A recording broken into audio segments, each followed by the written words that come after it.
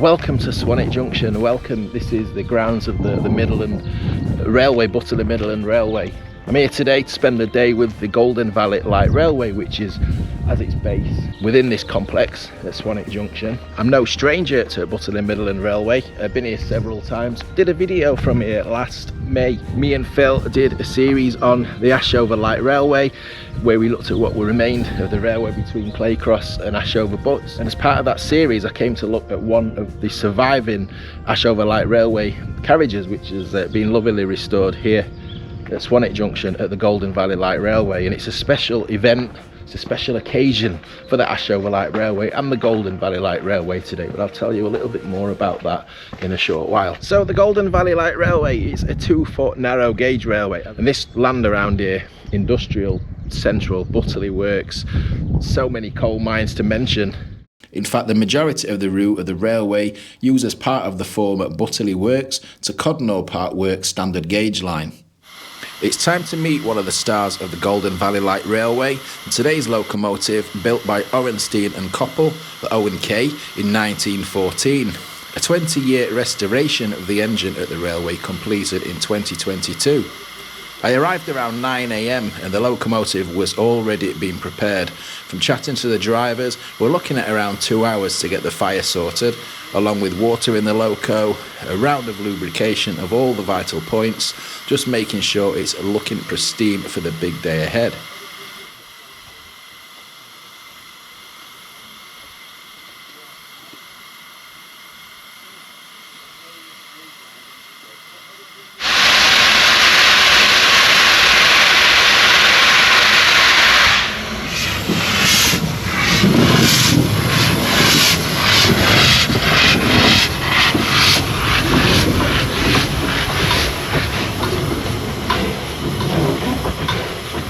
So this is the yard at the back of the shed, back of the Golden Valley Railway shed. Lots of artefacts and bits of memorabilia, lots of these old fish-bellied rails from the Cromford and High Peak Railway. Very familiar with those, aren't we?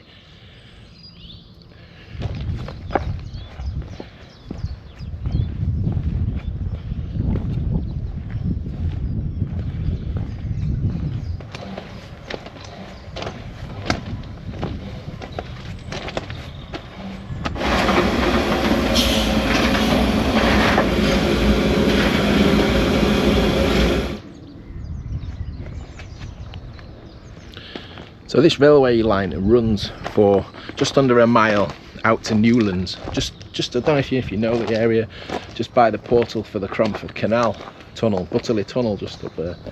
These gates at the end of the yard.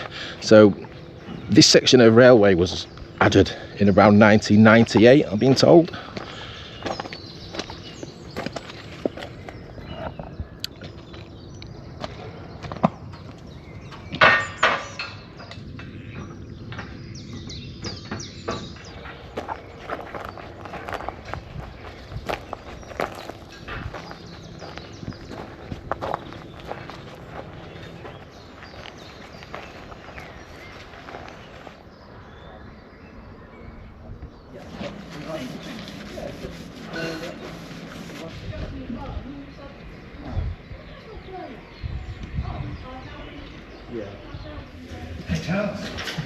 We're ready to go. So this is the former Channel Tunnel loco then, that's got a bit of a fault at the moment with the air pressure. It's the oil pressure. Oh, sorry, oil pressure. Yeah. Sorry, yeah. This here is that's the forced air intake. Okay. Yeah, so the engine drives the fan inside that tunnel that blows the air across all the cylinders. It's a bit like a milk float from this end, doesn't it? And you see all the fins that the air comes out past. Oh yeah, yeah. Yeah. So that down that tunnel on the other side, yeah. Yeah. Air comes out, forced out past the tins. Derek's going to be taking off the oil filter now. At the oil pump? The oil pump, sorry. That's the filter. The O&K is not the only star attraction today. Obviously there's the Ashover Light Railway coach that still looks in pristine condition. So because of when this was made in like I presume it's 1925, if it's 100 years, yeah. There was a great big surplus of bogies after the war, First World War. Oh yeah. So it's on what's called War Department bogies.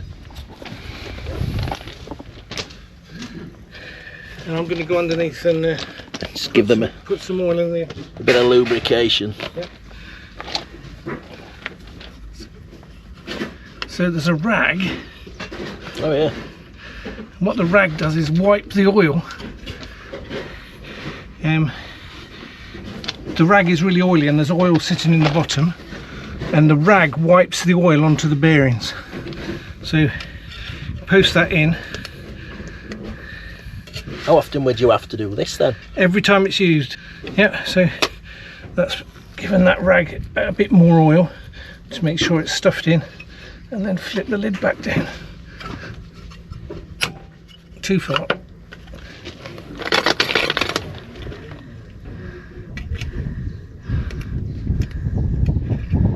This one's a bit more accessible, isn't it? Is that just standard engine oil then that gets put in there? No, it's steam oil, I think. Steam oil. So these are War Department couplers. Yes, and it's a War Department bogie. Okay.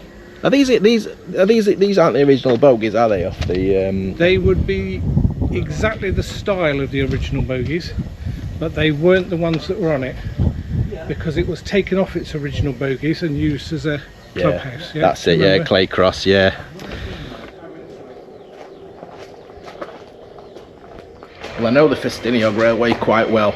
We've got two of the old carriages here, deemed surplus to requirements by the Festiniog Railway, but they've still kept in tip-top working order here at the Golden Valley Light Railway.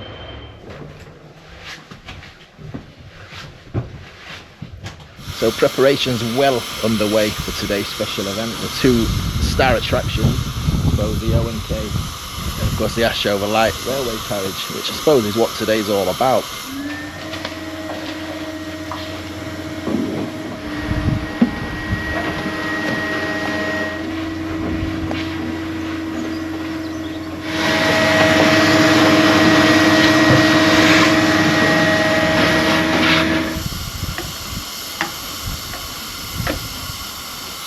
So they just lit the fire as I arrived this morning at the railway, just before 9 o'clock. And it's been nicely sat barbling away.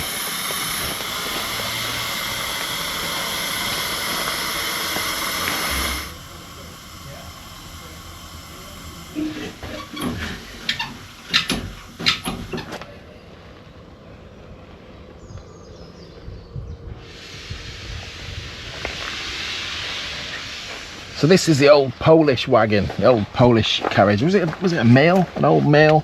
I'll have to just check the facts on that one. But as you can see, it's just a shell here at the moment. But there is in the shed. I'll show you. There's all the kind of wooden, all the sliding doors. You know, all the bodywork for it, all the wood is just in the shed there. Even the stove from inside.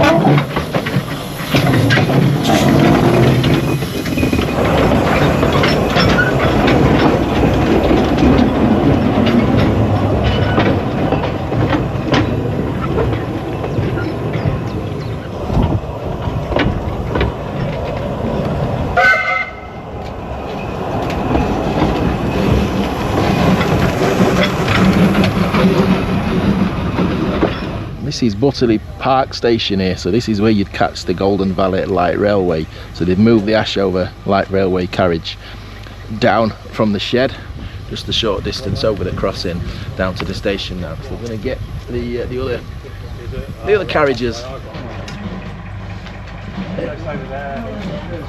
I should tell you a little bit about the event today. This is pretty much why we're here really, and all to do with the Ashover Light Railway there that you can see on the coach behind me. We did a 4-part series on the Ashover Light Railway. There's not really a lot left of the actual railway these days. Well, there's nothing left of the railway, but me and Phil, we had a few days out tracing what remains that we could find. And today is exactly, well, sorry, tomorrow on the Monday, today's the Sunday, but tomorrow on the Monday, it's exactly 100 years since the first train ran, the first passenger train ran on the Ashover Light Railway. The 7th of April 1925.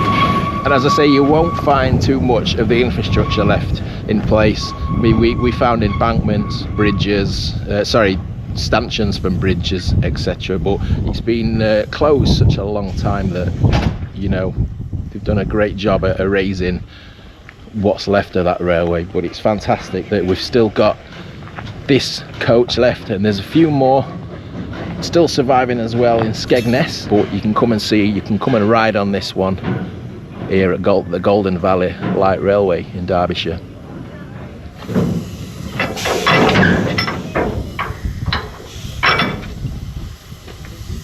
A little bit more history about carriage number 4 that's here at the Golden Valley Light Railway. So obviously it was in use on the Ashover Light Railway until that closed. It was then kicking around because it was Claycross company owned. It was kicking around in Claycross for a number of years before it ended up being a clubhouse and a bowling green in the middle of Claycross. I'll show you some photographs here. These are all on display in the engine shed of the Golden Valley Light Railway. So there it is, look, can you just see it there? Just by the side of the bowling green. There's a great array of photographs on here, just of them bringing that coach back to life, replacing all the damaged woodwork, because it's been sat for, I mean, that's been sat for over half a century in that same place on the bowling green there, hasn't it? So a lot of wood needed to be refreshed.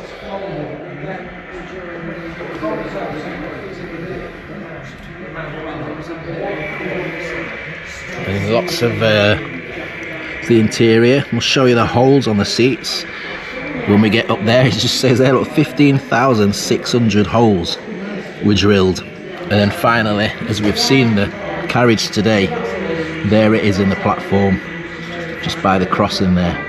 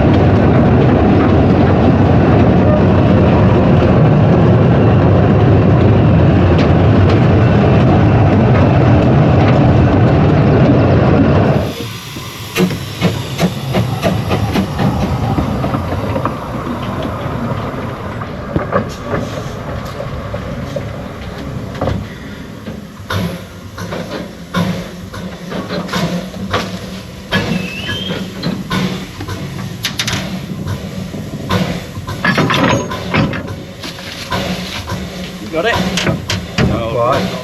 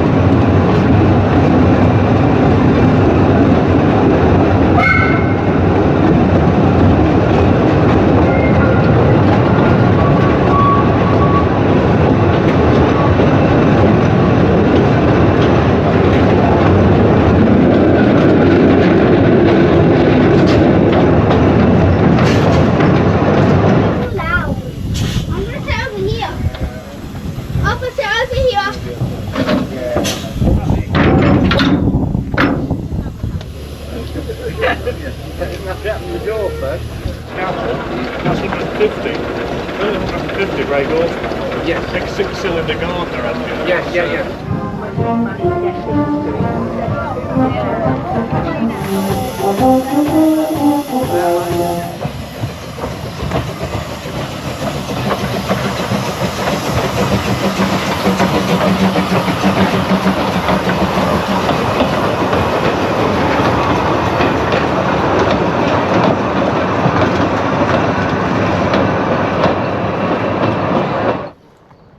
Got the little turntable.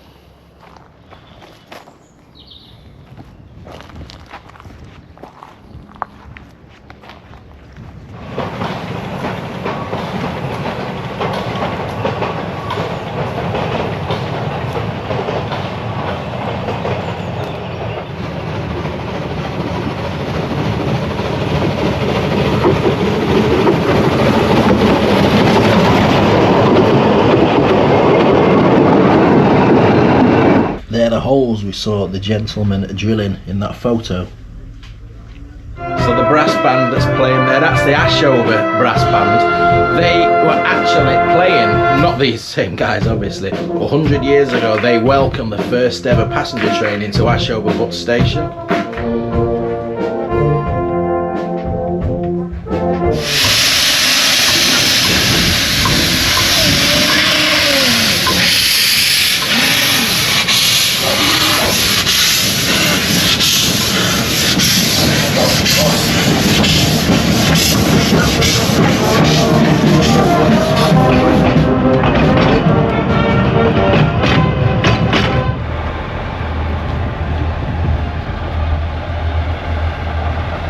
Well, that was certainly an interesting day. Cheers to everybody at the Golden Valley Light Railway. Thanks especially to Andy for inviting me down here today and looking after me. It's been a real pleasure, and what fantastic weather we've had as well this weekend.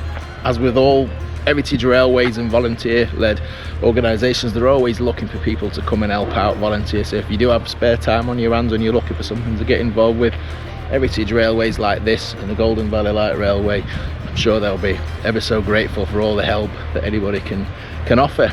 So as per usual, thanks to all my channel members, anyone who buys me a coffee, sends me a super thanks. Cheers for watching, and we'll see you later. Ta-ra!